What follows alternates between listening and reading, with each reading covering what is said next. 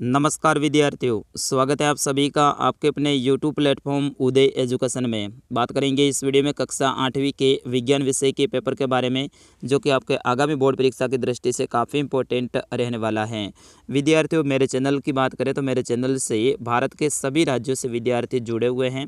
कल मैंने पोल भी डाला था और उसमें आपसे क्वेश्चन भी किया था कि आप किस राज्य के निवासी हैं। तो वहाँ पर राजस्थान के विद्यार्थियों ने सबसे ज़्यादा कमेंट किए थे। फिर उसके बाद में MP, मध्य प्रदेश के और साथ ही उत्तर प्रदेश और झारखंड के विद्यार्थी भी थे, उसमें छत्तीसगढ़ के विद्यार्थी भी थे, हरियाणा के, पंजाब के। तो भारत के लगभग समस्त राज्यों के विद्यार्थी हैं मेरे चैनल से जुड़े हुए हैं। और उन सभी राज्यों में ये जो साइंस का पेपर है आपके लिए काफ़ी इंपॉर्टेंट रहने वाला है। MP की बात करें तो MP में अभी 5 अप्रैल को आपका पेपर होने वाला है।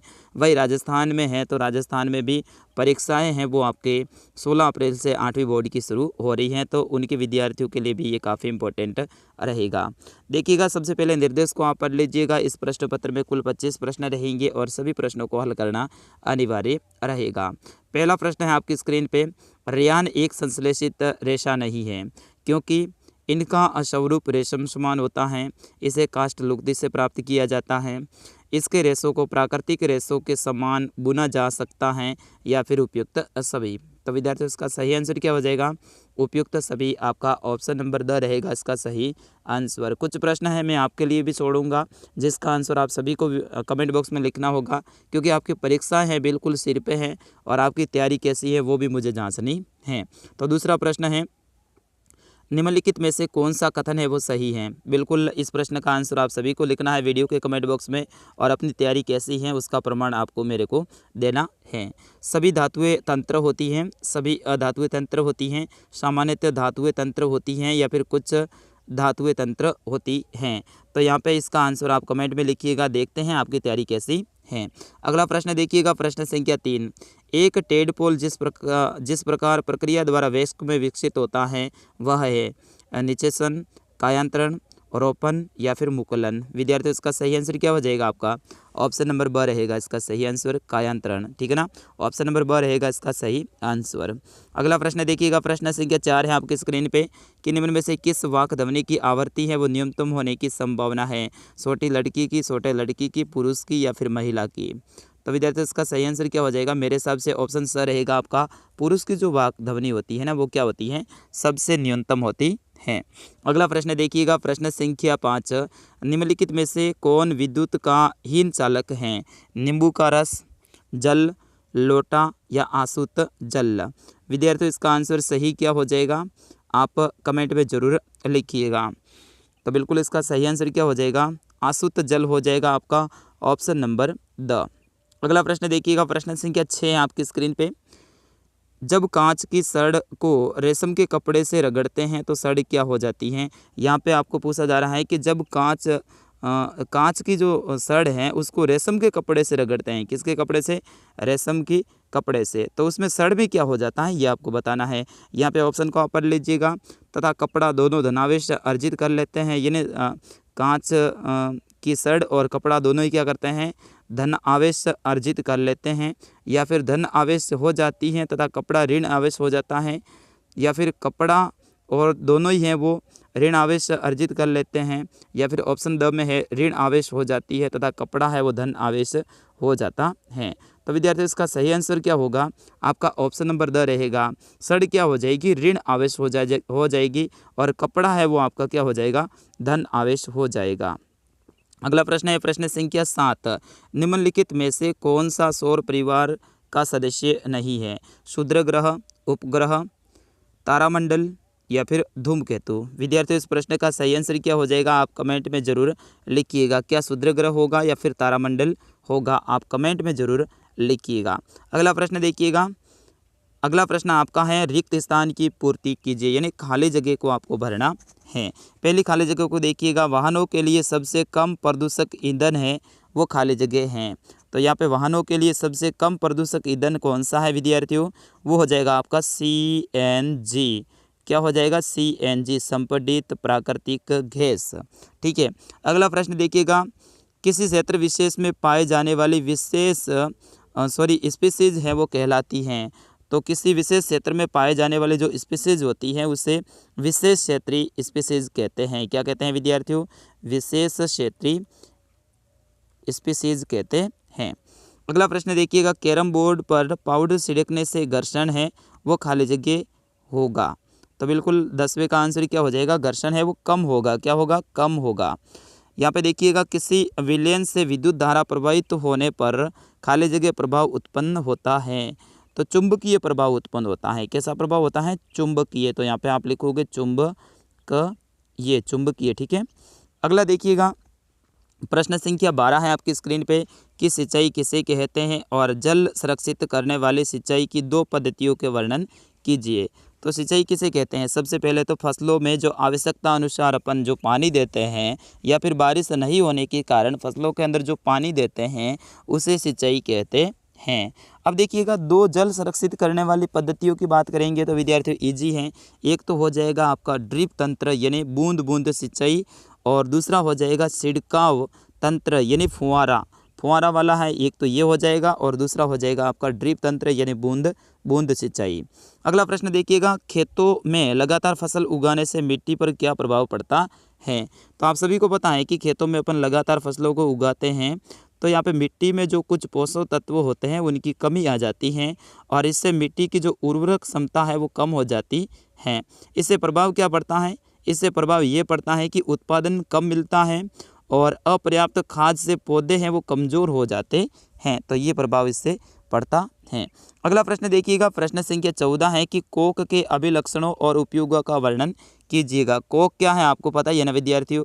कोक के अभिलक्षण की बात करेंगे तो कोक है वो कठोर, सरंध्र और काला पदार्थ होता है और ये कार्बन का लगभग शुद्धतम रूप होता है। इसके उपयोग की बात करेंगे विद्यार्थियों तो इसका उपयोग है वो इस्पात के जो औद्योगिक निर्माण में प्रयुक्त होता है और साथ ही धातुओं के जो निष्कर्षण होता है इनमें इनका उपयोग किया जाता है। तो आप 2 उपयोग लिख देना। एक तो लिखना है इसका उपयोग कि भाई औद्योगिक निर्माण में प्रयुक्त होता है, इस्पात के औद्योगिक निर्माण में, और दूसरा क्या लिखोगे? धातुओं के निष्कर्षण में इसका उपयोग होता है। अगला प्रश्न देखिएगा। अब विद्यार्थियों वीडियो लंबा हो जाएगा तो मैं कोशिश करता हूं कि आपको प्रश्न बता देता हूं, इनके आंसर आप ढूंढ लेना और याद कर लेना क्योंकि ये सारे के सारे प्रश्न हैं आपके एग्जाम की दृष्टि से इम्पोर्टेंट रहेंगे। लेकिन वीडियो लंबा न हो इसके कारण से सारे प्रश्न फटाफट में पढ़ लेता हूँ। तो यहाँ पे देखिएगा, प्रश्न संख्या 15 है कि व्याख्या कीजिए सर्पी घर्षण और स्थैतिक घर्षण से कम क्यों होता है। प्रश्न संख्या 16 है, भारत के उन 3 राज्यों यानी प्रदेशों की सूची बनाइए जहाँ भूकंप के झटके हैं वो सबसे अधिक प्रभावित होते हैं। तो भारत के ऐसे 3 राज्यों के नाम आपको बताने हैं। अगला प्रश्न है कि मान लीजिए आप घर से बाहर हैं तथा भूकंप के झटके लगते हैं तो आप अपने बचाव के लिए क्या सावधानी बरतेंगे? आप खुले में खड़े हो जाएंगे, इमारत वगैरह है उनसे दूर भागेंगे, या फिर कोई मजबूत चीज़ है, मान लो कि आप बाहर हैं और आप के आसपास में बिल्डिंगें हैं और ऐसी स्थिति में वो गिरने की संभावना है तो आप जो मजबूत चीज़ है उनके नीचे जाकर छुप जाएंगे, जैसे कि टेबल वगैरह कोई मिले तो। अगला प्रश्न है कि ताजमहल की सुंदरता पर बढ़ते संकट पर प्रभाव डालिए यानी प्रकाश डालिए। अगला है कि क्या आकाश में तारे गति करते हैं? वर्णन कीजिएगा। क्या तारे गति करते हैं या फिर पृथ्वी गति करती है? इनके बारे में आपको लिखना है। अगला प्रश्न है 20वां कि क्या तेज वर्षा के समय किसी लाइनमैन के लिए बाहरी मुख्य लाइन के विद्युत तारों की मरम्मत करना सुरक्षित होता है? व्याख्या कीजिएगा। तेज वर्षा के कारण भाई नहीं होता है सुरक्षित, खुली सी बात है, क्योंकि उसमें है ना करंट आने की संभावना रहती है। अगला देखिएगा, वनों उन्मूलन से वर्षा दर किस प्रकार कम हुई है? समझाइएगा। वनों उन्मूलन का मतलब क्या होता है? वनों का नष्ट करना यानी वनों को खराब करना। उससे वर्षा दर यानी जो बारिश पहले होती थी वो किस प्रकार से कम हुई है ये आपको लिखना है। अगला प्रश्न है 22वां कि आप अपने शहर की नगर पालिका के सदस्य हैं और ऐसे उपायों की सूची बनाइए जिससे शहर के सभी निवासियों को स्वच्छ जल की आपूर्ति हो सके। अगला प्रश्न है 23वां कि अलैंगिक जनन की परिभाषा दीजिए और जंतुओं में अलैंगिक जनन की 2 विधियों का वर्णन कीजिएगा। विद्यार्थियों अगला प्रश्न है आपका वो है 7 नंबर का और इसमें देखिएगा प्रश्न है कि अपने वातावरण में ध्वनि प्रदूषण के स्रोतों की सूची बनाइए और इसमें दूसरा प्रश्न है कि वर्णन कीजिए कि ध्वनि प्रदूषण मानव के लिए किस प्रकार हानिकारक है। प्रश्न संख्या 25 है, क्या होगा तब जब तनु सल्फ्यूरिक अम्ल कॉपर प्लेट पर डाला जाता है तो तब क्या होगा, क्या प्रभाव होगा। दूसरा देखिएगा, इसमें लोहे की किल कॉपर सल्फेट के विलयन में रखी जाती हैं। संबंधित अभिक्रियाओं के शब्द समीकरण है वो आपको लिखने हैं। तो विद्यार्थियों ये था साइंस का पेपर।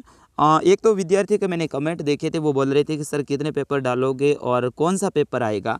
तो इन सभी पेपर को आप देख लीजिए एक बार, और इनमें से ही आपका जो मेन पेपर है वो बनने वाला है। ऐसा तो नहीं है कि मैंने एक पेपर डाला और उसी में से आपका पेपर बन जाएगा, ऐसा नहीं होता विद्यार्थियों। हर एक पेपर में से आपके 5 से 6 या फिर 10 से 12 प्रश्न हैं वो पूछे जाएंगे। इस तरह से आपके 30 के 30 प्रश्न हैं या फिर 28 के 28 प्रश्न हैं, वो सारे के सारे हमारे जो 4-5 पेपर है उनमें से बन जाएंगे। तो सभी पेपर को आपको देखना है। इससे आपको फ़ायदा क्या होगा कि आपके जो छोटे छोटे प्रश्न हैं ना वे सारे कवर हो जाएंगे, क्योंकि छोटे प्रश्नों के उत्तर हम बताते हैं। और साथ ही जितने भी आपके अवसद के प्रश्न हैं यानी वस्तुनिष्ठ प्रश्न हैं वे भी कवर हो जाएंगे। इसके साथ ही आपके जो रिक्त स्थान वाले हैं प्रश्न वो भी कवर हो जाएंगे। विद्यार्थियों अगर एक भी नंबर कहीं से मिल रहा है आपको या फिर एक भी नंबर का कहीं से फ़ायदा मिल रहा है तो उसको है ना आपको छोड़ना नहीं है, मेरा कहना तो ये है। अब है ना आपको ये काम करना है, आपने वीडियो को अंत तक देख लिया है तो अब आपको काम ये करना है कि आप भारत के किस राज्य से निवास करते हैं और किस ज़िले से निवास करते हैं। और विद्यार्थी एक ऑफ़र भी मैं आपको दे रहा हूँ, अगर आपको ये पेपर चाहिए ना तो बिल्कुल आपको मैं पेपर प्रोवाइड कराऊंगा। मिलेगा कहाँ, मिलेगा हमारे टेलीग्राम चैनल पे। कहाँ पे मिलेगा विद्यार्थियों, टेलीग्राम चैनल पे। जैसे आप व्हाट्सअप यूज़ करते हैं ना वैसा ही एक एप्लीकेशन होता है टेलीग्राम, आप गूगल प्ले स्टोर से डाउनलोड कर लो, वहाँ पे अपनी आईडी बना लो और वहाँ जाके आपको सर्च करना है उदय एजुकेशन। ठीक है, आपको उदय एजुकेशन सर्च करना है। अगर आप ऐसा नहीं कर पाते हैं ना तो इस वीडियो के डिस्क्रिप्शन में मैं उसकी लिंक दे दूँगा, यानी जहाँ पर ये मेरा आपको लिखा हुआ नाम की कक्षा 8 विज्ञान का पेपर, साइंस का पेपर क्लास 8, इसके ऊपर आपको क्या करना है, सिंपली अपने हाथ को क्लिक करना है। ठीक है ना, आपको क्लिक करना है यानी टच करना है तो नीचे है ना विवरण खूब सारा खुल जाएगा। उसमें आप देखोगे तो नीचे एक नाम आएगा टेलीग्राम लिंक। क्या नाम आएगा, टेलीग्राम लिंक। उसके ऊपर आप क्लिक करो और सीधे ही आप हमारे टेलीग्राम चैनल पे चले जाएंगे। वहाँ जाके उसको ज्वाइन कर लो और वहाँ पे हर पेपर की PDF है वो मैं डाल देता हूँ। तो अभी जुड़ जाइएगा आप टेलीग्राम पे। जय Hind, Vande Mataram, best of luck. आप अपनी तैयारी यूँ ही जारी रखिएगा, हंसते रहिएगा, मुस्कुराते रहिएगा। मिलता हूँ अगले पेपर में, तब तक के लिए वंदे मातरम।